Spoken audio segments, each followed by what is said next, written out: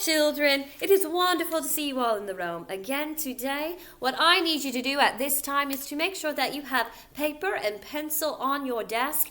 We need those things today to do well, to succeed, to do the task that is at hand. So I need each and every one of you darlings to take out paper, to take out pencil, put your name at the top, and let's go ahead and get started. We should not have all the sound of rummaging around in our book bags. We need to quickly get this done so that we can get moving. So 1, 2, 3, let's go.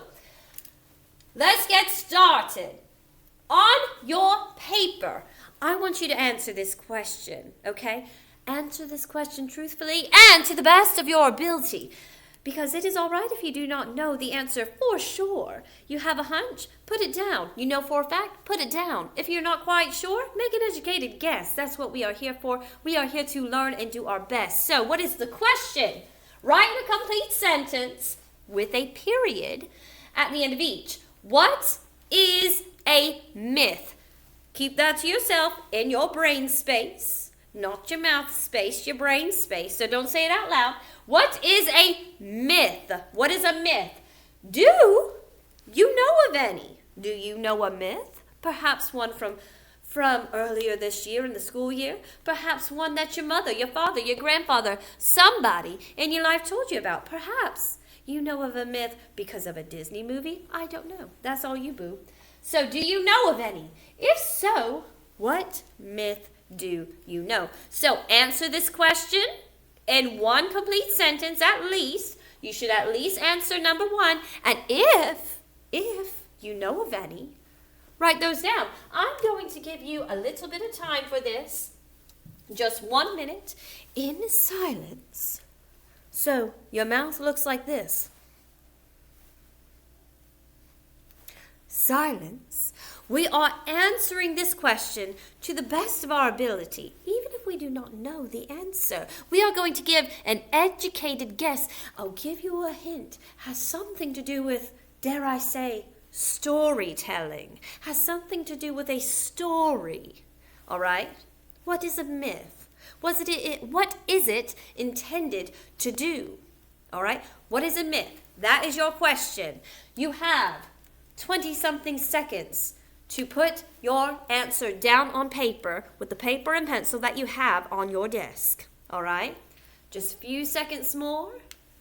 Answer that question to the best of your ability. Yes. Because we do our best in school, always. All right. So, time is up. What is a myth? I have it right up here for you. Let's see if you had it right. A myth is a traditional story from a culture. So a culture, this could be Greek culture. This could be Egyptian culture, Norse culture. This could be Scottish culture, Japanese culture. There's cultures everywhere in the world. Okay? So it is a traditional story from a culture. Often passed down over time. So a myth is typically began by one person. They tell their child tells their grandchildren tells their friend tells their children, and it just goes on and on and on. Okay? Generation after generation after generation. That's how the myth lives through us all. It carries down, passes down. Myths are used to explain the world, nature, or human behavior. So, for example, with Greek mythology, there is a man by the name of, pardon me, not a man, a god by the name of Zeus, right over there, that guy, all right? He's the king of the gods in Greek mythology. Whenever it was storming and lightning and thunder was pass from the sky to the earth, people would say, Zeus is just quite angry. He is making it thunderstorm everywhere, because he was also the god of thunder, okay, and lightning. So these myths typically explain something, all right? So say someone falls in love with someone else, okay, and they get married. Typically the idea is, Aphrodite made a beautiful match. Aphrodite being the Greek goddess of love, bringing two souls together to love one another. Okay? Let's keep going. Usually, it includes gods, heroes, or monsters. Okay?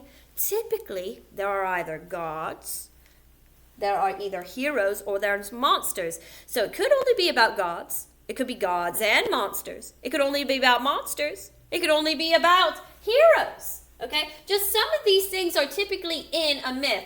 And myths are not meant to be true. No, no, no. They're meant to teach you something. Okay? Teach you something. And I have a myth that will teach you something. I wonder what it is. It is the 12 labors of Hercules. Several of you may have heard of the great hero by the name of Hercules. There is a Disney movie about Hercules. There are several different documentaries and myths about Hercules. So what I am going to ask you to do is turn on your ears really good, because you are not going to be given the tale, okay, to read along with me. I am going to read it to you. Oh, you're welcome. So, I need you, eyes up here, okay? And I am going to read to you. I am going to read to you Hercules and the 12 labors, okay? You are not going to distract the person to your left, to your right, to the front, or to the back. You are minding your own business. MYOB, mind your own business. Let's go ahead and get started, children. I will read, you will listen. This is Hercules and the 12 challenges, the 12 labors. Long ago, in ancient Greece, there lived a man named Hercules. He was the strongest person who ever lived. Hercules was not perfect. He made mistakes. But what made him a hero was that he never quit, even when things were scary or painful. To make up for his mistakes, Hercules was given 12 challenges, 12 labors. Each one was meant to be impossible. The first challenge was a giant lion that could not be hurt by weapons. Swords did nothing. Arrows bounced off. So Hercules used his strength. He wrestled the lion and defeated it with his bare hands. Next, Hercules fought a huge snake monster. Every time he cut off one head, 2 more grew back. Hercules figured out a trick. After cutting off the head, he burned the spot so no more could grow. At last, the monster was defeated. Hercules had to catch a magical deer as his next challenge, a golden deer. The rule was simple. Do not hurt it. The deer was very fast. Hercules chased it for a whole year. Finally, he gently caught it, and then he let it go. Next, a huge boar was destroying villages. Hercules chased it into the mountains where the snow slowed it down. Then he captured it alive. Now the next challenge, it sounded easy. Clean some stables. Okay, clean some stables. But they had not been cleaned in 30 years. 30 years. I want you to think about that. A horse stable, okay? Not being clean for 30 years. Can you imagine? Just don't imagine. It's nasty, okay? Instead of cleaning by hand, Hercules used his brain. He moved 2 rivers so the water washed everything clean in one day. Next, his 6th challenge. Dangerous birds with sharp metal feathers filled the sky They attacked everyone, villagers and all. Hercules scared them into the air and defeated them one by one. Next, another challenge. A wild bull was destroying land and homes. Hercules wrestled it, calmed it down, and brought it back safely. Next, some dangerous horses. These horses were wild and brutal. They had been trained to harm people. Terrible. Hercules stopped their cruel owner and tamed the horses. We're on our 9th challenge, our 9th labor. Nearly done. Remember, there are 12 labors. The queen's belt. Hercules was sent to get a belt from a warrior queen. At first, she was willing to give it to him, but trouble started, and Hercules had to fight his way out to finish the task. Next, Hercules had to travel from across land and sea. He faced a powerful giant and won. Then, he took that dude's cows and brought them all home. It doesn't say dude, but you get my drift. Oh, also, the cows were red. Interesting. Never seen a red cow. Anyway, challenge number 11. The golden apples. These apples were protected by a monster that never slept, as these apples were precious, and this monster could not afford to sleep. Hercules asked for help and used a clever trick to get them. Perhaps I'll share that trick later. Your final challenge, for Hercules, of course, was the 3-headed dog. The final challenge was the scariest. Hercules had to go to the land of the dead and bring back a giant dog with 3 heads.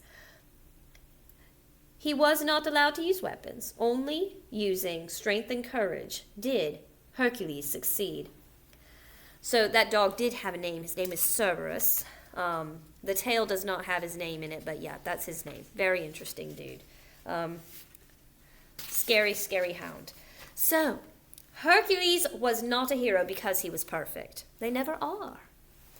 He was a hero because he kept going, even when things were hard. That is what real heroes do. And that is the theme to Hercules and the 12 labors, actually, is to keep going. No matter how impossible a task may feel, we must keep going.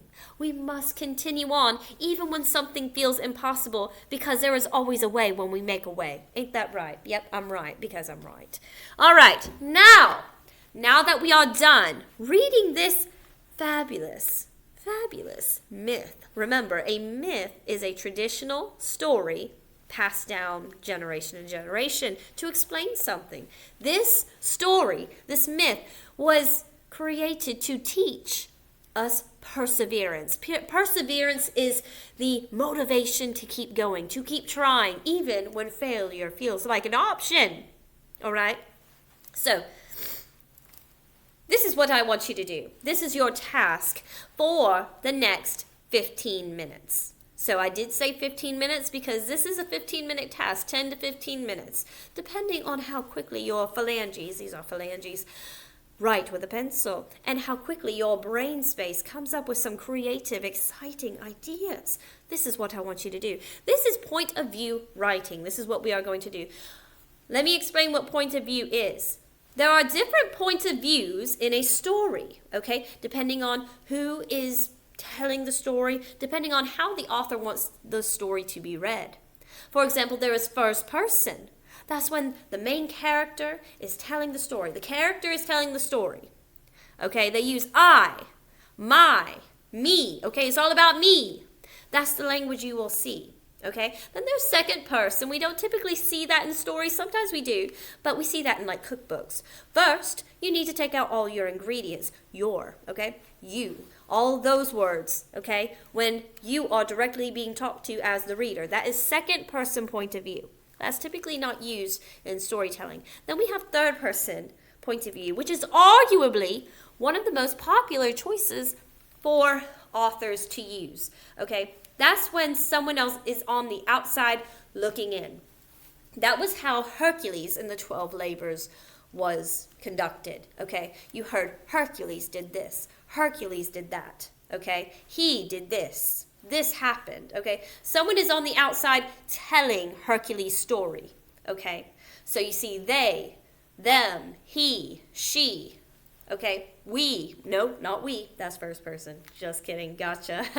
I'm funny, not really, sorry. But, point of view, right? So this is a point of view writing piece, okay? And this is what I want you to do. Hercules' journal.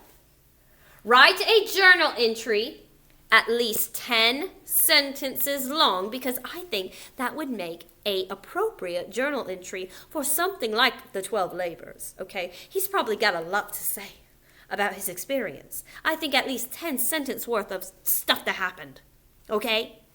So at least 10 sentences long from Hercules' point of view after completing all 12 challenges. So if we're writing from Hercules' point of view, listen, because this is important, okay? If you're writing from Hercules' point of view, that means you're writing like you're Hercules, okay? Say you are Hercules.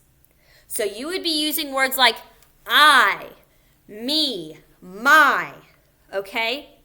That three-headed dog had me in tears. I was terrified. I didn't know how I was going to defeat a dog from the underworld.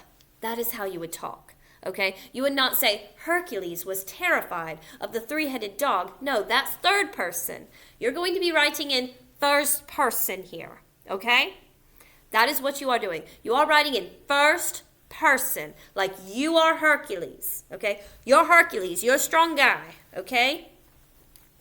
So, use imagery. So, what does Hercules see?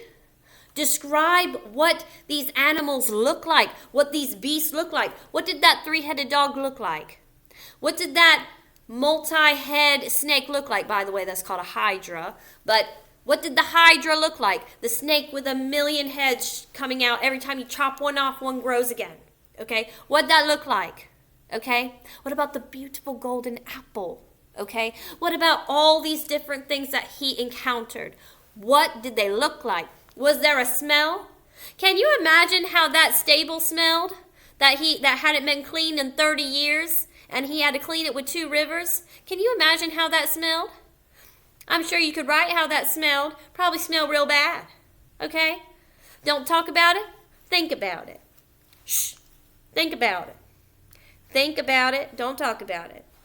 I want you to write about it. There you go. And did he hear anything? Okay, what did the beast sound like that he was defeating? Was there any sort of weather that he was hearing? The rain pouring down as he went to battle, okay? The wind howling in his ears as the river rushed through the stable to clean it out. Give me the 5 senses. Give me imagery. And use examples from the text that I read to you. Okay? Use examples from the text that I read to you. So, remember, there were 12 labors, 12 challenges. Okay? Hercules was not a perfect person. He made mistakes. That's why he went through this. And they were all supposed to be impossible tasks. Give me examples from what you remember that I read to you. Okay? The multi-head snake, the 3-headed dog. Okay?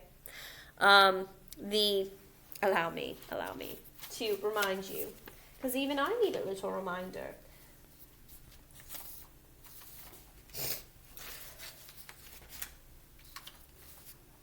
The sharp birds in the sky, okay? Now listen, that is a terrifying one to me. The sharp birds in the sky. So remember the dangerous birds with sharp metal feathers? Can you imagine? Oh! The angry bull. A wild bull was destroying the villages. He had to put a stop to that guy. Okay? By the way, that was like, never mind. Don't worry about it. So there's plenty of things that you can probably remember. You don't have to list every single labor, okay? You don't have to list every single one, just ones that jump out at you that Hercules would probably document in a journal, okay? Your writing must include the following: how he felt at the beginning. Remember, he was doing all this because he was not perfect. He made a lot of mistakes, and he wanted to show that he had gotten better and he could make up for a lot of things. Okay, so how did he feel? One challenge he almost failed. Think of all the challenges I talked about. Which one do you think he failed? He almost failed. Which challenge had a high likelihood of him failing? Okay, tell me that one.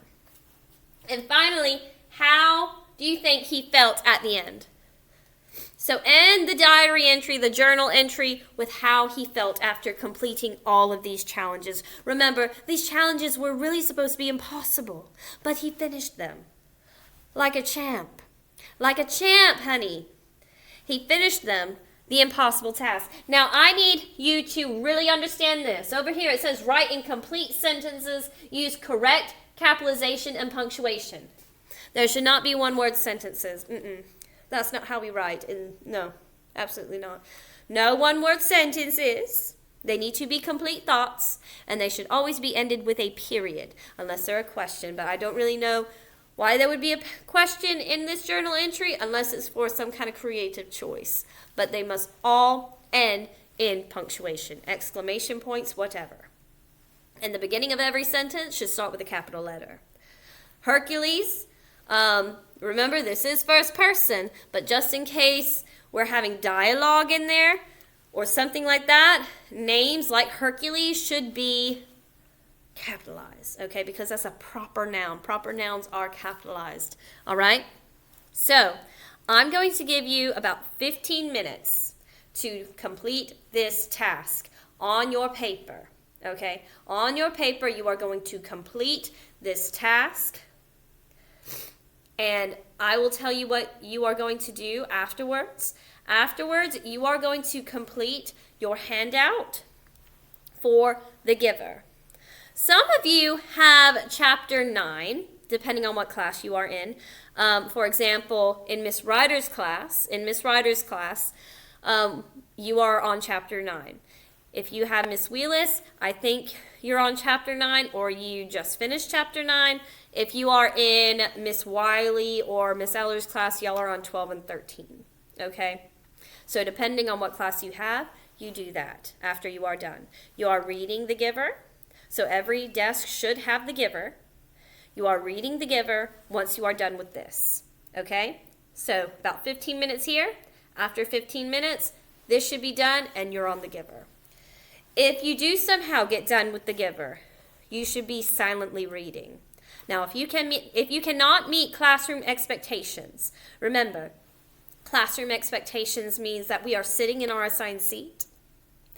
We are quiet. We are doing our work. We are not distracting others. Distracting others include talking to one another, especially getting loud in the classroom. That's very distracting. We're not getting up without permission. We're not going anywhere without permission, okay? We're not going to be disruptive, and we certainly are not going to be disrespectful to our substitutes, okay?